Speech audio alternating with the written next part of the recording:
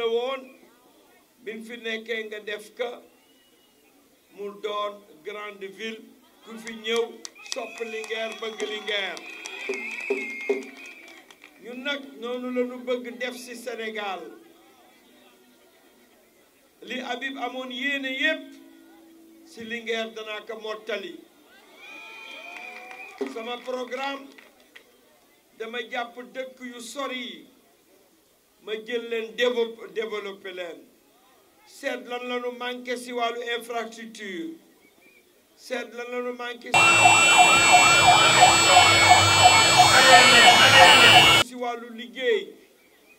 seet lan mooy seen potentialité ma développé ko moo taxit Linguère dama décider ni lii sama programme te man rekk ma am xel boobu ndax ni ma yàlla bindee ak expérience bi ma am ma jël sama programme tuddee ko jàmm ak xeewal àddina amul lu ci ëpp jàmm mooy lépp àddina lan la nit ñi daw di ko wuti mooy xeewal ñaar ñii laa bëgg jox Sénégal teqal ko ki nga xam ni fitna ak ñàkk la indi ci réew mi doy na sëkk juróom-ñaari at yi metti na lool waaye nag nan ko jàppe ni incha allah jeex na su neexee sunu boroom Linguère fi la bëgg développer élevage da ngay seet ni fi nu toll li noo importé ci lait bi plus de 65 milliards Sénégal dana ko dépensé ci importation en lait plus de 70 000 têtes de bétail daan ko di ko importé ñaar yii Macky Sall def ci échoué mooy amuñu autosuffisance en lait amuñu autosuffisance en viande et que tabaski su jotee danoo importer mënuloo am dëkk bu mel ne Linguère nga xam ni bari na ay éleveurs jëluloo élevage bi nga def ko priorité en Linguère le programme jàmm ak xéewal li mu xalaat ci élevage Linguère la koy jëkk doxal nan la koy doxal fitna gi daan am diggante baykat beeg éleveur bi daf koy faj dafay wut ay zone de pâturage am zone de culture développer agriculture intensive ranch de Doli doyul waaye les 88 000 hectares nañ ko jël def fa agriculture intensive ndox mi dana poser problème mais am naa xam-xam boo xam ni mën na faj ndox mi waa génie militaire ñoom dañu war nekk au service du pays damay yokk budget armée jox leen ay moyens fu nu dem def fa ndox mu doyam foofu il faut nga am usine yoo xam ni ay unité de transformation unité yooyu nag jigéen ñi laa koy jox ñu mën jël toppatoo la production laitière dama bëgg laaj leen président Macky Sall bi fi ñëwee lan la def ci élevage bi fii wax leen ma ko rek xam nga lan la fi def benn mur la fi tabax ranch de Doli loolu mooy bilan bu mu def ci élevage fii mur la fi doon inauguré waroon na rus ñëw di ko inauguré tant que boolewunu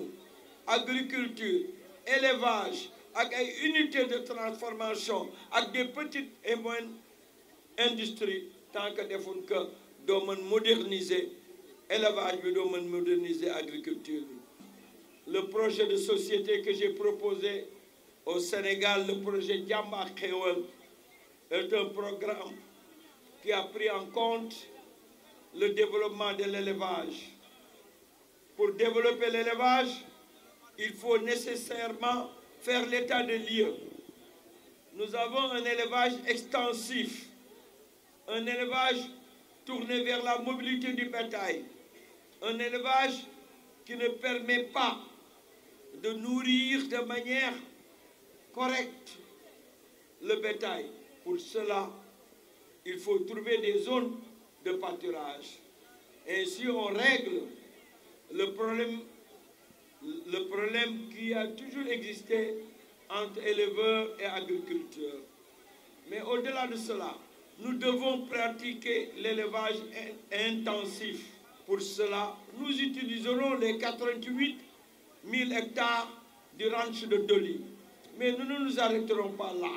Nous commencerons par Linguère, mais partout dans le Sénégal. Parce que le régime d'aujourd'hui a lamentablement échoué dans l'élevage. Nous continuons d'importer du lait alors que nous avons une production que nous n'arrivons pas à conserver. Il n'y a pas de centre de récupération. Nous avons beaucoup de choses que nous cherchons et que nous n'arrivons pas à obtenir parce que simplement les conditions logistiques sont absentes.